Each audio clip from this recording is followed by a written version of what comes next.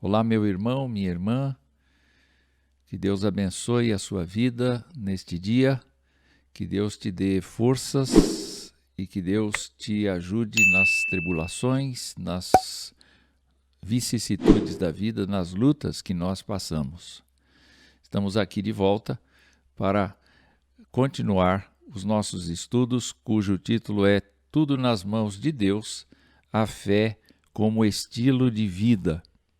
E nós estamos conversando em diálogo com a obra de Lloyd John Ogilvie, O Senhor do Impossível, publicado pela editora Vida em 1988. O nosso assunto de hoje será continuar falando a respeito de Moisés. Será o nosso sexto estudo, todavia, ele se chama Graça Renovada e nós vamos tratar, segundo o esquema de Ogilvie, um pouco a respeito da liderança de Moisés na saída do povo do Egito, depois de atravessar o Mar Vermelho e de ser conduzido para a Terra Prometida. A problemática levantada por Ogilvie neste capítulo é a nossa dificuldade de viver um dia de cada vez, visto que temos vida abundante em Cristo. É no Novo Testamento que nós vemos que Cristo, de fato, prometeu vida abundante aos que creem nele. Entretanto, assim como no Antigo Testamento, Ogilvie comenta do fato de que nós temos muita dificuldade de viver um dia de cada vez. É claro que devemos ser sensatos e calcular o custo de uma torre antes de tentar construí-la no dia de amanhã. Entretanto, é Jesus quem ensina que nós devemos pedir o pão de cada dia e esperar no Senhor. O Antigo Testamento tem uma frase que diz: "Este é o dia que o Senhor fez, regozijemo-nos e alegremo-nos nele." Ogilvie diz assim: a minha mais difícil descoberta acerca da vida abundante foi esta: viver um dia de cada vez e receber a graça renovada do Senhor para cada dia. Então ele continua afirmando: Deus, em sua bondade, dispôs a vida em compartimentos diários, de modo que podemos viver o presente com o poder de sua presença, mas isso não é fácil de ouvir nem de lembrar. É a verdade mais importante que Deus ensinou a Moisés e a seu povo durante os primeiros poucos meses no deserto, depois que atravessaram o Mar Vermelho. Nós estamos falando aqui de Moisés, da travessia do Mar Vermelho. Nós vimos como Deus foi maravilhoso, grandioso, ao permitir que o seu povo atravessasse a pé enxuto o mar, mas impedisse que os egípcios viessem até o outro lado do mar, fazendo-os perecer nas águas do mar. E o que nós vimos também, de fato, é que poucos meses estão neste estudo que nós vamos ver. E, para que você tenha uma ideia do percurso que nós vamos hoje, está aí o texto que nós vamos pesquisar. Então, do Mar Vermelho, o povo se encaminhou para o deserto de Sur. Eles chegaram a Mara, um lugar de águas amargas, não é? Que foram tornadas doces mediante o poder de Deus. Depois eles acamparam em Elim, onde havia muitas fontes de água e eles saciaram a sua sede. Vimos então que Deus instituiu no deserto de Sim o maná e, mediante a reclamação do povo, saciou o povo com carne.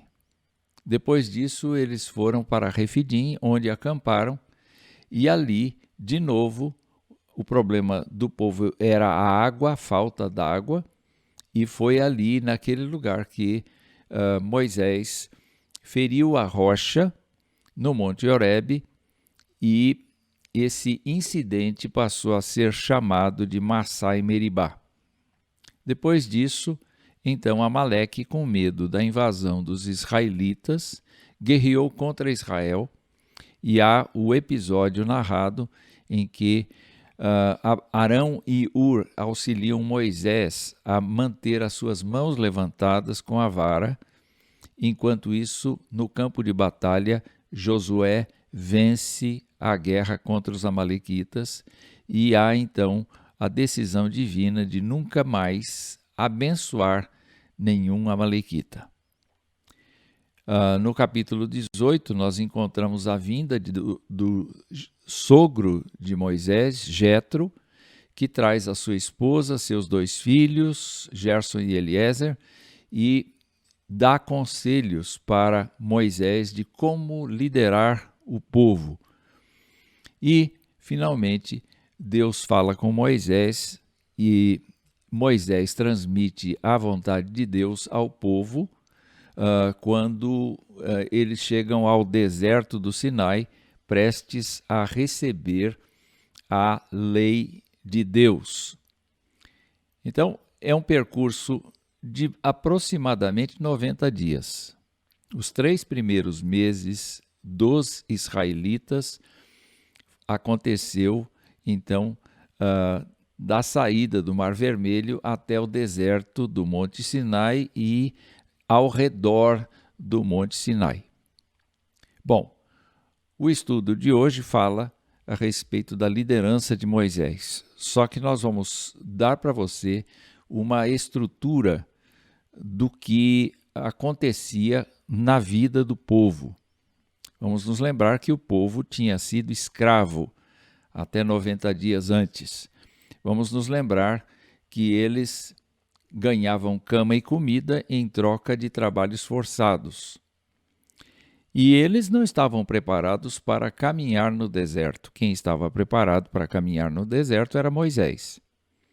E, mesmo assim, nós estamos estimando aqui que se saíram 600 mil homens acima de 20 anos do Egito, com suas famílias, o número cresce assustadoramente, passando dos 2 milhões, indo talvez até a 3 milhões de pessoas, o que é uma grande multidão avançando lentamente pelo deserto, com os problemas naturais de subsistência, com os problemas naturais de necessidades físicas, necessidades espirituais, necessidades materiais. A reação do povo é uma reação que precisa ser vista por nós de uma maneira natural, de uma maneira bem franca. E nós relacionamos aqui alguns versículos que falam das reações do povo. Vamos começar, então, justamente nos lugares onde foram feitas as paradas. E a primeira parada é em Mara, um lugar de águas amargas. O povo vinha procurando água desde o Mar Vermelho, mas a Bíblia nos mostra que, nesse tempo, quando chegou-se em Mara e as águas eram amargas, quer dizer, havia veneno, elas eram impróprias para consumo, a Bíblia diz que o povo murmurou contra Moisés, dizendo: que havemos de beber. No deserto de Sin, depois de passar por Elim e abastecer-se de água, nós percebemos que toda a congregação dos filhos de Israel murmurou contra Moisés e Arão no deserto. E eles foram saudosistas daquela vida amarga que eles tinham tido, porque eles murmuravam e lamentavam assim: quem nos dera tivéssemos morrido pela mão do Senhor na terra do Egito. Era melhor a gente ter sido atingido pelas pragas, era melhor a gente ter perecido lá e tudo se acabar. Porque lá nós estávamos trabalhando duro, é verdade, mas nós estávamos sentados juntos às panelas de carne e comíamos pão a fartar, quer dizer, não faltava comida, não faltava água para nós. E, na verdade, o que foi que vocês nos fizeram? Vocês nos trouxeram a este deserto para nos matar de fome, a nós e as nossas famílias. Ora, é verdade. Não deixa dúvida de que o deserto não é um lugar apropriado para um país inteiro. Mas o que era necessário é que o povo vivesse pela fé em Deus que tinha prometido a terra. É importante nós nos lembrarmos aqui que nós não somos diferentes dos israelitas quando as circunstâncias não nos são favoráveis. Nós temos a tendência de murmurar. Mas você pode ver que, além disto, no deserto de Sim, Moisés lhes disse: ninguém deixe o maná para a manhã seguinte. E o que o texto nos diz? Nos diz que a multidão não deu ouvidos a Moisés. Alguns deixaram o maná para a manhã seguinte, porém deu bichos, cheirava mal. E houve uma tensão muito forte da parte de Moisés para com o povo. Moisés se indignou contra eles. De novo, nós vemos a orientação de que eles deveriam recolher o maná por 6 dias. Mas o 7º dia era o dia de descanso instituído por Deus, antes mesmo da lei. Então, Deus estava decidido. No sábado, no dia de descanso, não haveria maná e todo mundo teria que obter no 6º dia uma porção dobrada. Mesmo assim, nós temos gente que no 7º dia saiu para colher, mas não achou. E Deus perguntou para Moisés: até quando? Até quando vocês vão recusar guardar os meus mandamentos e as minhas leis? O que dá para perceber claramente é que o povo não estava preparado para andar por fé, para andar na perseverança do Senhor. A natureza desse povo era uma natureza rebelde, era uma natureza de dificuldade em atender a palavra de Moisés e a palavra do Senhor. Em Refidim, aconteceu a mesma coisa. Contendeu, pois, o povo com Moisés e disse: dá-nos água para beber. Você é responsável, diretamente responsável, por nos tirar do Egito, de onde nós estávamos relativamente bem, apesar de escravos, para nos dar esta vida desconfortável. E Moisés pergunta: por que vocês brigam comigo? Na verdade, por que vocês tentam o Senhor? Então, o povo murmurou contra Moisés e disse: por que nos fizeste subir do Egito para nos matares de sede a nós, a nossos filhos e aos nossos rebanhos? Dá para perceber claramente que aquele povo estava extremamente ansioso, não é? E eu posso imaginar famílias inteiras com crianças pequenas, com filhos na infância, na adolescência, na juventude, que olhavam para o horizonte e viam deserto, uma região inóspita, dura, difícil. E, no entanto, eles precisavam de água, precisavam de cuidados, precisavam de uma porção de bens.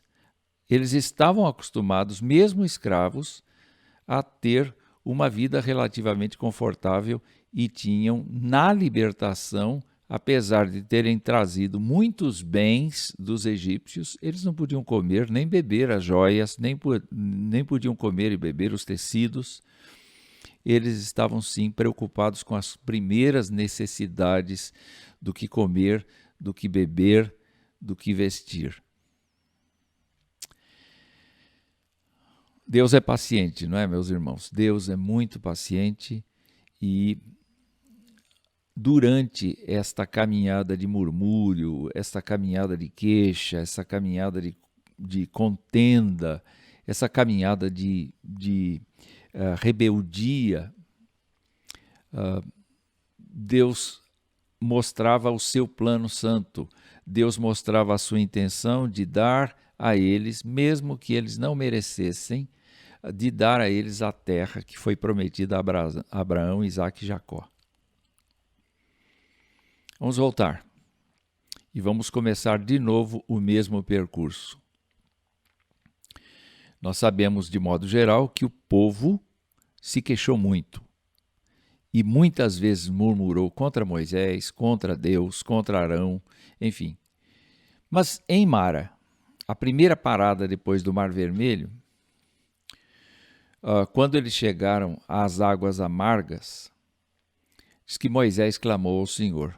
Está escrito que Moisés clamou ao Senhor e o Senhor lhe mostrou uma árvore. Você está vendo aquela árvore lá? Então, ele orientou Moisés e Moisés tomou daquela folhagem, tomou daquela árvore e certamente houve uma reação química, houve uma purificação das águas, houve um milagre, de fato um milagre nas águas e as águas se tornaram doces. E foi ali que Deus começou a dar estatutos e ordenação e provar aquele povo. Porque, na verdade, Deus tinha amor por aquele povo e exigia que aquele povo tivesse uma compatibilidade com a sua santidade, com a sua vontade, tivesse uma correspondência com a sua vontade. É sempre assim. Deus nos salva, Deus nos redime em Cristo Jesus, mas Deus não tira de nós a exigência de que nós estejamos conectados a Ele e de que nós vivamos procurando o plano dele para as nossas vidas. Então, o texto nos mostra aqui as condições: se ouvires atento à voz do Senhor teu Deus e fizeres o que é reto diante dos seus olhos e deres ouvido aos seus mandamentos e guardares todos os seus estatutos, nenhuma enfermidade virá sobre ti das que enviei sobre os egípcios. Eu não quero passar para vocês as coisas que aconteceram com os egípcios, porque ali foi disciplina do Senhor. E qual é a maneira de vocês terem uma vida mansa, tranquila, sem tribulações profundas, sem males que venham sobre o corpo? É quando vocês atendem à minha voz, quando vocês fazem a minha vontade, fazem o que é reto diante dos meus olhos. Vocês prestam atenção nos meus mandamentos e vocês guardam aquilo que eu estipulei para vocês. Em outras palavras, o que Deus está anunciando é que Ele sara as pessoas, mas ao mesmo tempo é necessário haver uma empatia, uma submissão, uma dependência do que o Senhor estabeleceu como santidade de vida para os seus filhos. Quando estavam no deserto de Sim, novamente o Senhor procura Moisés e, diante da murmuração do povo, ele vai enviar carne. Mas antes disso, para sustento do povo no deserto, não há como plantar, não há como colher, não há como desenvolver uma atividade agrícola que permita ao povo se sustentar. É um povo nômade, em trânsito. E, meus irmãos, então, o Senhor provê o sustento, e vos farei chover pão do céu, e o povo sairá e colherá diariamente a porção para cada dia, para que eu ponha à prova se anda na minha lei ou não. Ou seja, Deus não vai derramar bênçãos em excesso, vai derramar bênçãos na medida, mas a medida dele excede o que a gente pode pedir ou pensar em pedir.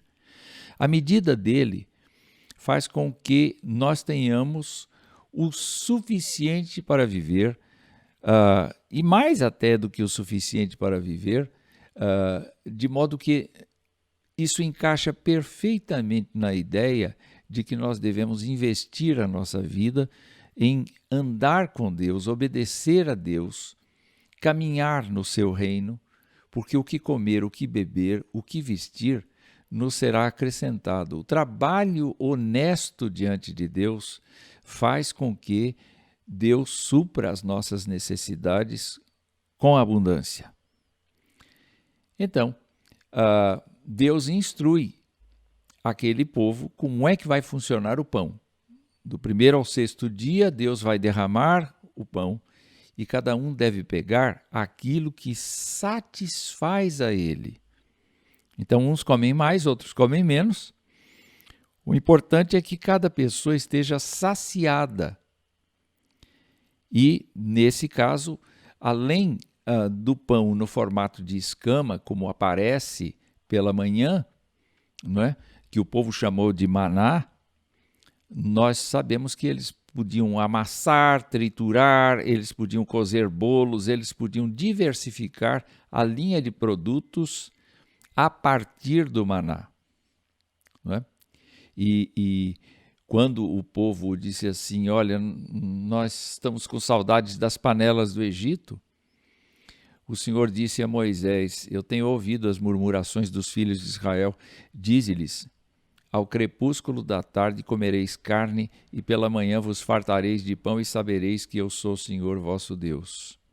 Ou seja, coisas impossíveis estavam acontecendo, porque não era normal, não era natural que as codornizes passassem por aquele lugar. Os estudiosos falam de que elas vão até a Turquia. Elas migram até a Turquia, e a Turquia está longe dali.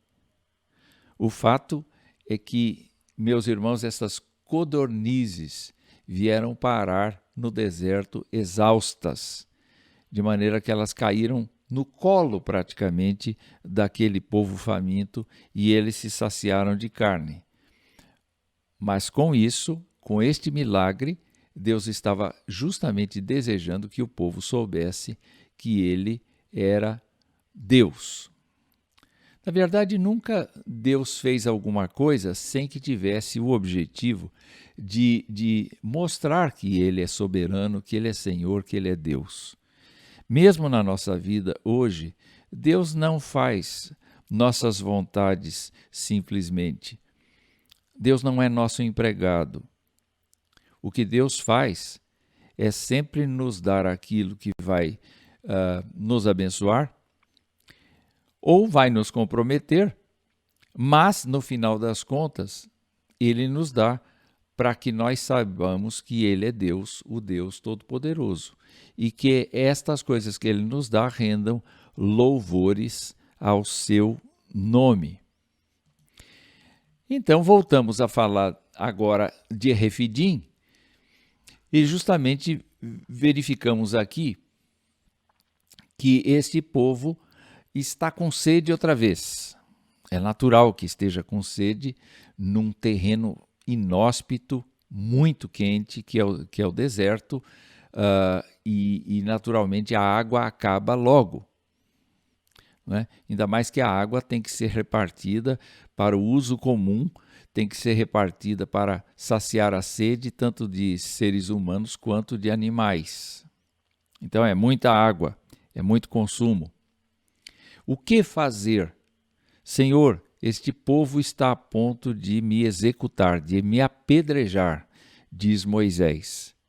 Então, mansamente o Senhor responde a Moisés, passa adiante do povo, toma contigo alguns dos anciãos de Israel, leva contigo em mão o bordão com que feriste o rio e vai. Eis que eu estarei ali, diante de ti, sobre a rocha em Horebe. ferirás a rocha e dela sairá água e o povo beberá. Meus irmãos, é impossível que Moisés tenha bolado esse plano. É impossível que ele tenha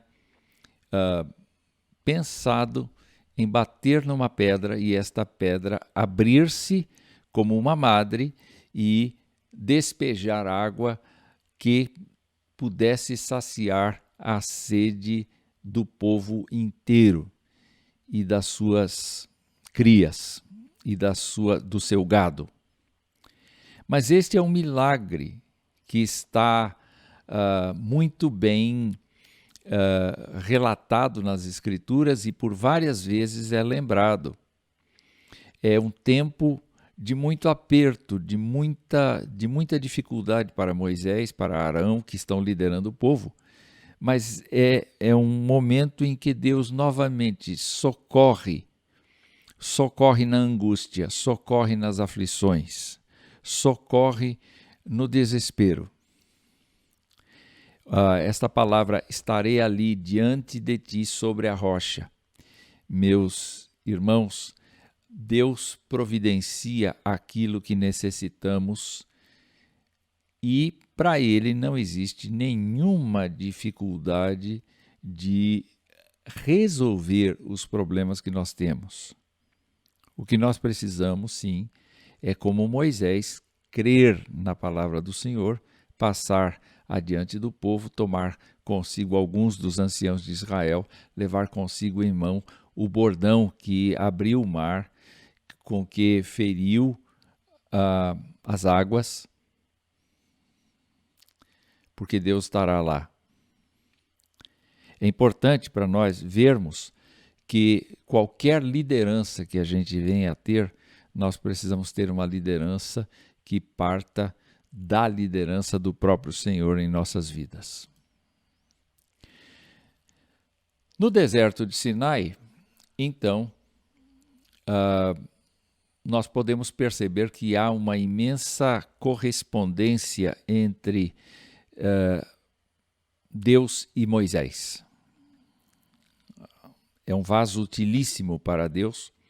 Então diz o texto que Moisés subiu a Deus e do monte o Senhor o chamou e lhe disse: falarás à casa de Jacó e anunciará aos filhos de Israel: tendes visto o que fiz aos egípcios, como vos levei sobre asas de águia e vos cheguei a mim. Como foi o percurso até aqui, foi um percurso milagroso, miraculoso. Assim como a nossa salvação é um processo miraculoso, porque está todinho baseado na cruz de Cristo, na sua ressurreição, na sua vitória sobre a morte, sobre Satanás, sobre o pecado. Isso é como voar sobre asas de águia, né? E Deus nos fez chegar até Ele. Então, de novo, o Senhor insiste: se diligentemente ouvirdes a minha voz e guardardes a minha aliança, então sereis a minha propriedade peculiar dentre todos os povos. É muito importante nós sabermos que a igreja descende de Israel nesse propósito, porque a igreja se tornou a propriedade particular dentre todos os povos para Deus. O apóstolo Pedro disse isso na sua primeira carta, no capítulo 2, vós, porém, sois raça eleita, sacerdócio real, nação santa. Vocês são povo de propriedade peculiar de Deus. Vós que antes não tinhais misericórdia, mas agora alcançastes misericórdia. É muito importante para nós nos lembrarmos deste episódio do deserto e do propósito divino de tornar Israel sua nação peculiar. Vamos continuar. E diz o texto: porque toda a terra é minha, e vós me sereis reino de sacerdotes e nação santa. E são essas palavras que Deus queria que Moisés falasse aos israelitas. O que é que Deus queria? Deus queria que aquela nação fosse tratada por ele com toda esta graça, com todos esses milagres, com todos esses eventos importantes que facilitavam a vida deles no deserto. Vamos nos lembrar que ainda não falamos aqui do fato de que todas as noites uma coluna de fogo iluminava o caminho e iluminava o acampamento. E todos os dias o sol não queimava aquele povo porque havia uma nuvem sobre o povo no sentido de proteger o povo das queimaduras solares. Havia conforto, havia sustento, havia a presença de Deus, havia a graça de Deus. Qualquer obstáculo Deus transpunha.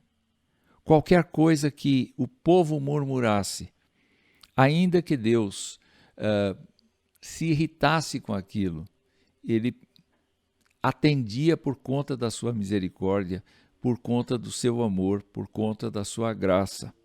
Ele não queria que o seu povo perdesse de vista o fato de que era a sua propriedade particular se diligentemente ouvisse a sua voz. E ainda no deserto do Sinai, que foi o evento mais terrível, coisa grandiosa mesmo,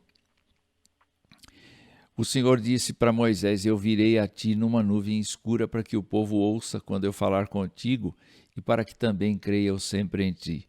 Eu vou manifestar ao povo o som da minha voz exatamente por tua causa.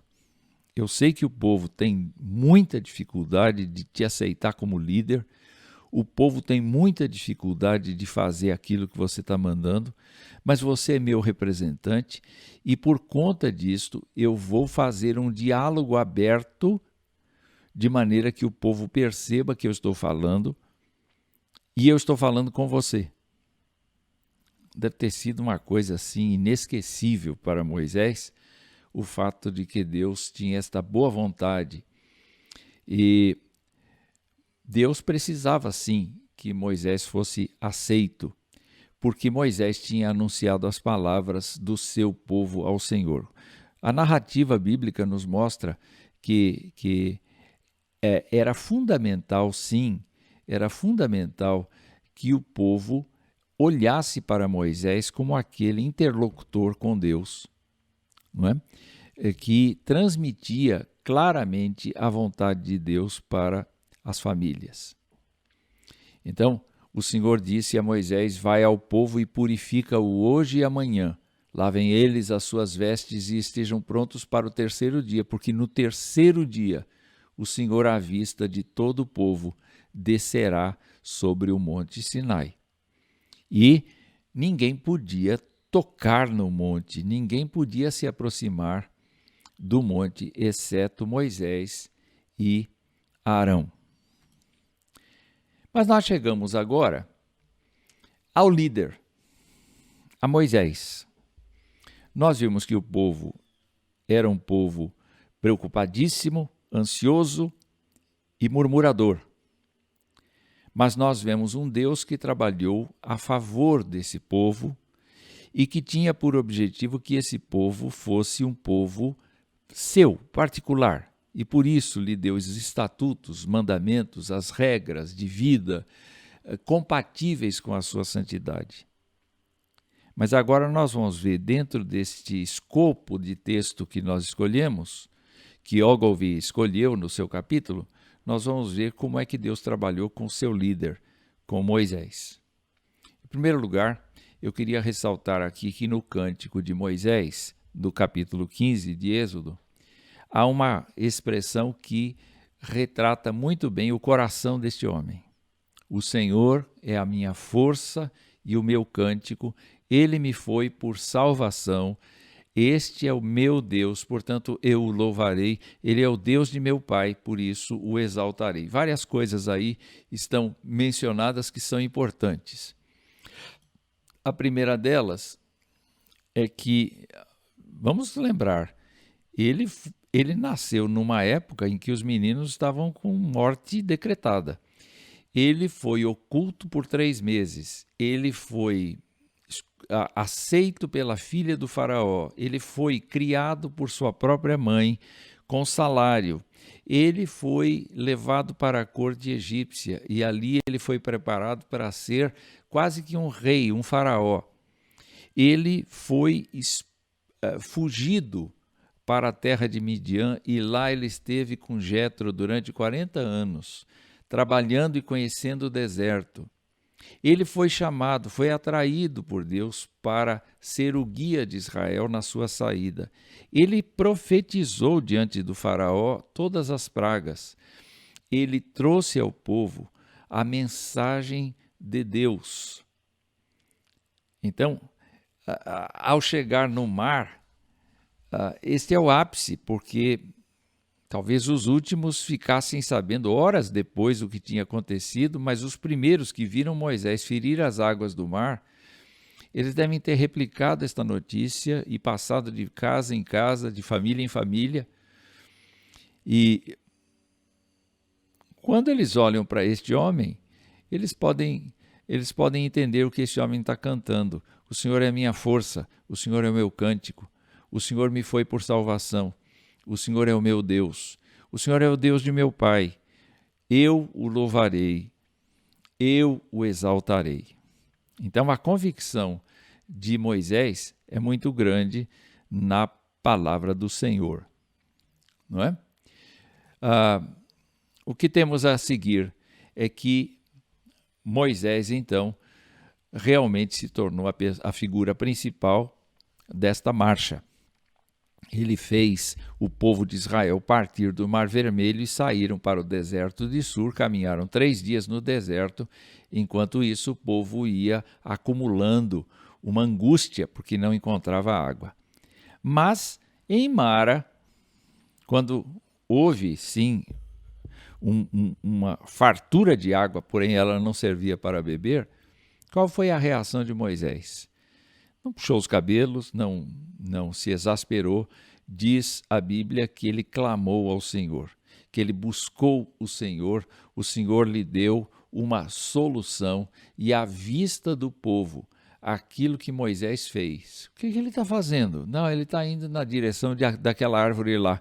E o que ele está fazendo? Ele está arrancando as folhas daquela árvore, ele está trazendo aquilo, ele está pedindo ajuda para as pessoas para trazer a árvore. E ele joga aquele material nas águas e há uma purificação das águas. E ele sabe que não foi ele que fez isso, mas ele está aprendendo a confiar nas soluções que o Senhor tem. No deserto de Sim, disse Moisés e Arão a todos os filhos de Israel: à tarde sabereis que foi o Senhor quem vos tirou da terra do Egito. Não fui eu, não foi meu irmão, não foram os anciãos de Israel, não foi o faraó. O que aconteceu com vocês foi uma ação do Senhor. O verdadeiro líder cristão aponta não para si mesmo, não para o seu poder pessoal, não para a sua sabedoria, mas para Deus, para Jesus Cristo especificamente, o Senhor dos Senhores. E neste caso, nós percebemos que Moisés tinha esta humildade de dizer: foi Deus quem fez tudo isto até agora. E pela manhã vocês vão ver a glória dele, porque ouviu as vossas murmurações. Quanto a nós, quem nós somos para que vocês murmurem contra nós? O povo deveria pensar claramente que Moisés se percebia como um instrumento de Deus na vida. Nós somos instrumentos nas mãos de Deus, nós não somos mais do que isto. E Moisés disse assim: será isso quando o Senhor à tarde vos der carne para comer e pela manhã pão que vos farte, porquanto o Senhor ouviu as vossas murmurações com que vos queixais contra ele. E Moisés insiste: quem somos nós? Moisés, Arão, quem são Moisés e Arão? As vossas murmurações não são contra nós, e sim contra o Senhor. É muito importante nós reconhecermos quando um líder está de fato trazendo para nós a vontade do Senhor, e é muito, muito sério quando nós rejeitamos a palavra desse líder, porque nós não rejeitamos ao líder, nós rejeitamos ao Senhor. E Moisés estava convicto a respeito desta coisa. Em Refidim, diz o texto que Amaleque, com medo certamente de invasão dos israelitas, porque a notícia ia avançando, não é? Ele veio e tentou bloquear o caminho de Israel em Refidim. Então, imediatamente percebemos que Moisés tem o seu líder militar, o seu escolhido, que é Josué. Nós sabemos que ele vai ser o grande general de todas as batalhas dali para frente, e depois ele vai introduzir o povo na terra prometida. Mas aqui Moisés sabia bem o que fazer. Escolhe-nos homens e sai e peleja contra Amaleque. Amanhã estarei eu no cimo do outeiro e o bordão de Deus estará na minha mão. Em outras palavras, cada um tem uma tarefa específica e a tarefa do líder não é assistir. Ele não é uma pessoa que meramente delega e assiste. Na verdade, ele está ali como intercessor diante de Deus. E foi muito interessante ver aqui como foi que Deus abençoou a Israel naquele tempo. Fez Josué como Moisés lhe dissera e pelejou contra Amaleque. Moisés, porém, Arão e Ur subiram ao cimo do outeiro. Quando Moisés levantava a mão, Israel prevalecia. Quando, porém, ele abaixava a mão, prevalecia Amaleque. Ora, a batalha não funcionava por conta das mãos. É um gesto simbólico, mas nós devemos nos lembrar que a batalha que acontecia lá embaixo, no campo de guerra, também estava acontecendo em Moisés, estava acontecendo com Arão e Ur. E como é que houve então a vitória? O texto diz que as mãos de Moisés eram pesadas, por isso tomaram uma pedra e a puseram por baixo dele, e ele nela se assentou. Arão e Ur sustentavam-lhe as mãos, um de um lado e outro do outro, assim lhe ficaram mãos firmes até o pôr do sol, e Josué desbaratou a Amaleque e a seu povo a fio de espadas. Ogilvy chama a nossa atenção para o fato de que nenhuma liderança é isolada, mas toda liderança tem que ter os seus braços, tem que ter a sua ajuda, tem que ter a sua cooperação. Ele mesmo conta uma passagem no seu livro, dizendo que ele aprendeu desde cedo, quando estava no seminário, que ele não deveria demonstrar fraqueza diante da sua congregação.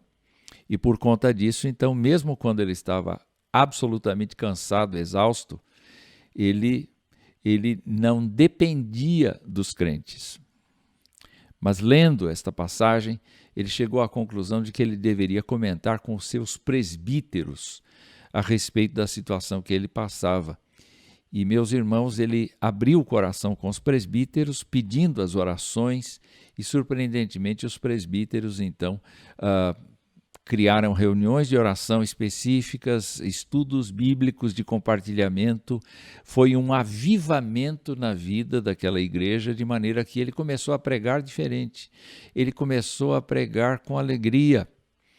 E então os crentes começaram a perceber a diferença da pregação dele e perguntaram: o que te aconteceu? Ele disse assim: olhe, de repente eu descobri que eu não estava sozinho, que eu podia contar com a ajuda dos presbíteros da igreja, e o que você está vendo no meu sermão não é mudança apenas em mim, é muito mais um apoio, uma oração, um sustento que vem da parte dos presbíteros, que vem da parte dos líderes da igreja para me abençoar. Então eu devo a eles muitas coisas que têm acontecido na minha vida. Moisés foi auxiliado por Arão e Ur. E é importante nós percebermos que foi só assim que a batalha foi vencida. Não é? E aí há um momento de serenidade quando Jetro vem trazer a esposa de Moisés e os 2 filhos e então compartilha das alegrias da vitória, da passagem do Mar Vermelho. Moisés conta tudo para o seu sogro e a Bíblia nos conta que Jetro, sacerdote de Midian, sacrificou ao Senhor com os anciãos de Israel, deu graças. Mas, quando estes momentos de alegria tinham passado, voltou-se para a rotina diária e Moisés, todos os dias, dedicava tempo para ouvir as questões do seu povo, sozinho, uma enorme fila.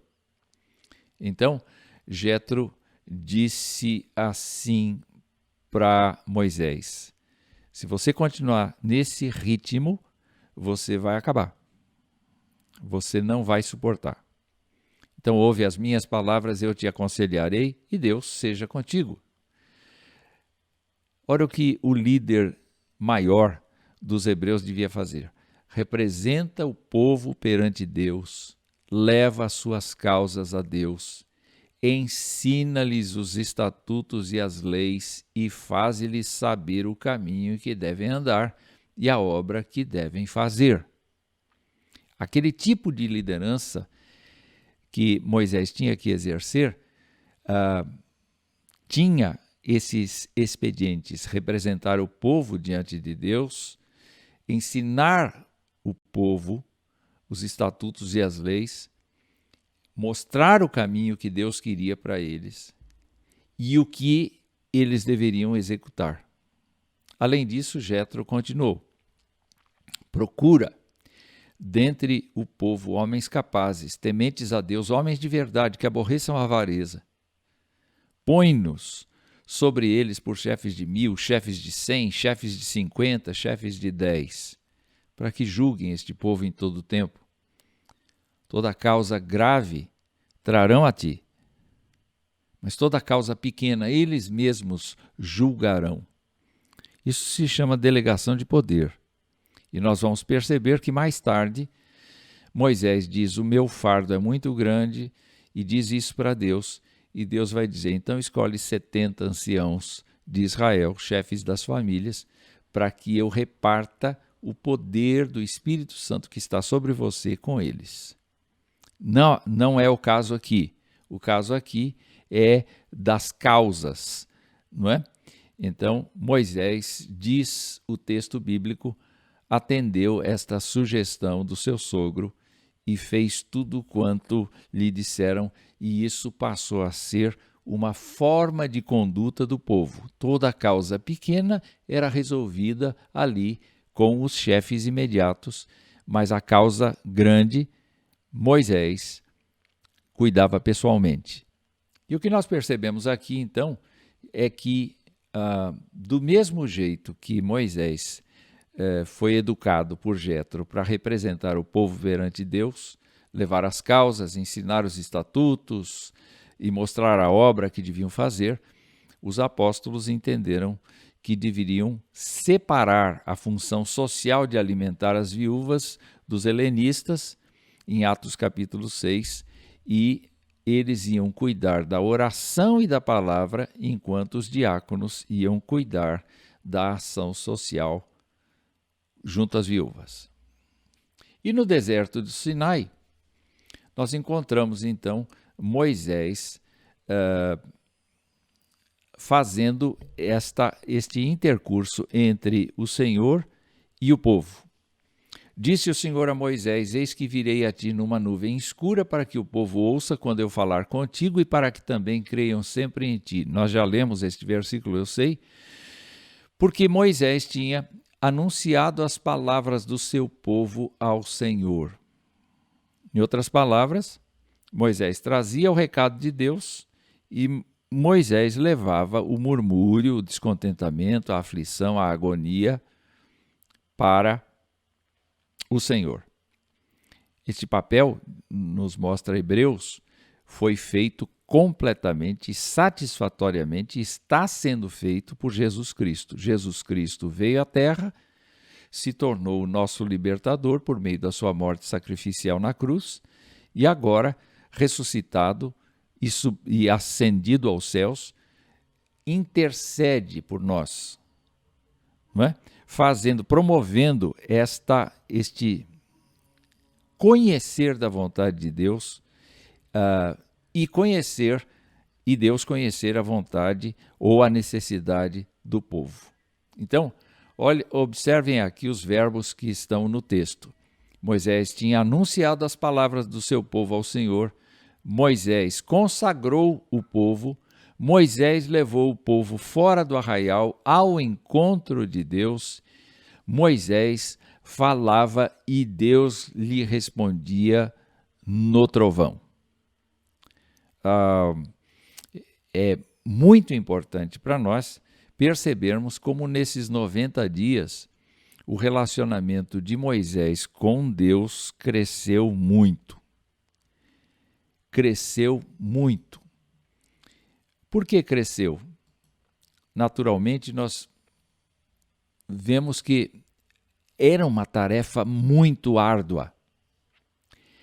Era muito complexo cuidar de Israel. Naturalmente, Moisés não falava com todo mundo. Moisés falava com os anciãos, Moisés falava com Arão. Os dois tratavam com um grupo reduzido de pessoas que espalhavam as notícias, que faziam as reclamações, que tratavam assim o povo. Quer dizer, era um sistema representativo, assim como é o sistema representativo da igreja presbiteriana. Não é? Mas o que nós percebemos é que Deus foi dando crescimento a Moisés, de maneira que ele se tornou o maior líder do Antigo Testamento. Vamos para as lições que nós podemos tirar deste percurso que fizemos. A primeira lição é que a ansiedade e a murmuração são inimigas da vida abundante prometida pelo Senhor. Toda vez que a gente está ansioso e murmura, nós, na verdade, estamos indo contra o conselho da Escritura, que é colocar a nossa ansiedade, a nossa luta diante do Senhor, e a paz do Senhor, que excede todo o entendimento, guardará os nossos corações. O que nós precisamos aprender? Nós precisamos aprender a confiar em Deus a cada dia, mesmo que as circunstâncias sejam difíceis ou materialmente nossa vida tenha tido dias de maior abundância, ainda que na ignorância do que Deus poderia fazer por nós. Talvez antes da nossa conversão, talvez em tempos que nós não nos reportávamos a Deus, nós tenhamos vivido em melhores condições, mas dentro de uma situação de pecado. Agora, depois de convertidos, talvez o Senhor nos tenha feito abrir mão daquelas coisas e nós passemos talvez alguma necessidade. Não fique preocupado. Pelo contrário, entregue o seu caminho ao Senhor, confie nele e ele tudo fará. A segunda lição que temos é que Deus não apenas resgata pessoas, mas realiza toda e qualquer ação que demonstre seu poder e graça, mesmo diante da dureza de nossos corações. Por quê? Porque Deus está focado em seu plano santo de reunir seu povo e fazê-lo testemunha de sua glória. Graças a Deus, Ele não desanima a nosso respeito, mesmo que nós eventualmente tenhamos momentos de dureza de coração, de incredulidade. O Senhor Ele é fiel a si mesmo e Ele não desanima, Ele não desampara, Ele insiste, Ele corrige, Ele trabalha no sentido de facilitar a nossa vida, Ele abre caminhos que nós jamais imaginávamos Ele está pronto para demonstrar a sua graça e o seu poder. Mas vamos nos lembrar que Ele nos chama para ser suas testemunhas na terra. A terceira lição: assim como Moisés, Deus chama seus servos para uma liderança especial, pela qual, em companhia de outros irmãos, somos aperfeiçoados segundo a imagem daquele que nos criou. É claro que com Moisés, Arão estava crescendo, Ur estava crescendo, Josué estava crescendo, outras pessoas estavam crescendo. E dentro dessa liderança que eles tiveram, eventualmente nós não estamos. Mas o que nós somos, queridos, é que Deus nos chamou para sermos seus filhos. E isso faz de nós sacerdotes, faz de nós pessoas responsáveis por outras. E assim a nossa liderança se torna especial.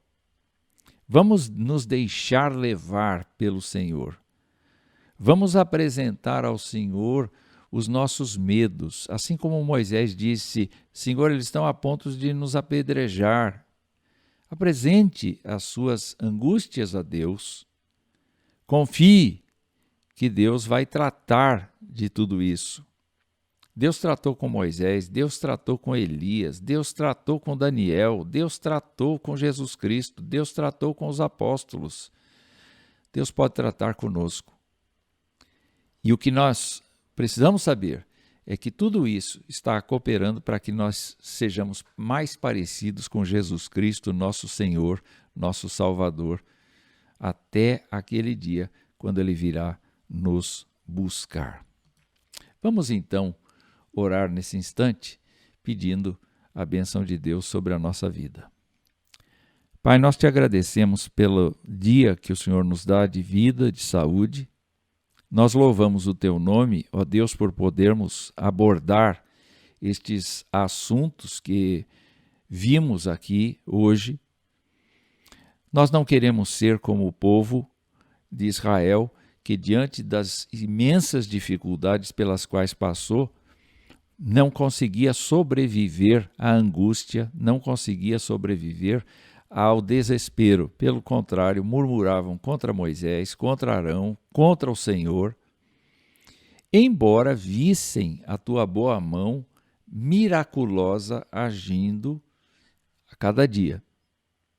Nós suplicamos que o Senhor nos faça ver como é grande a tua bondade, como é grande a tua misericórdia, como é grande a tua graça para conosco, não apenas em nos salvar, mas em nos sustentar e nos prometer a terra que está lá adiante, a terra celestial, a vida com o Senhor lá adiante.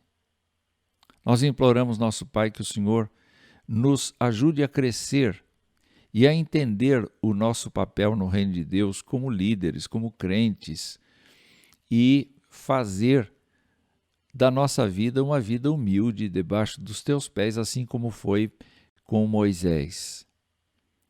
Então sustenta-nos, anima-nos e dá-nos forças para crescer segundo a imagem de Jesus Cristo. Nós oramos agradecidos em nome de Jesus. Amém. Que o Senhor te abençoe.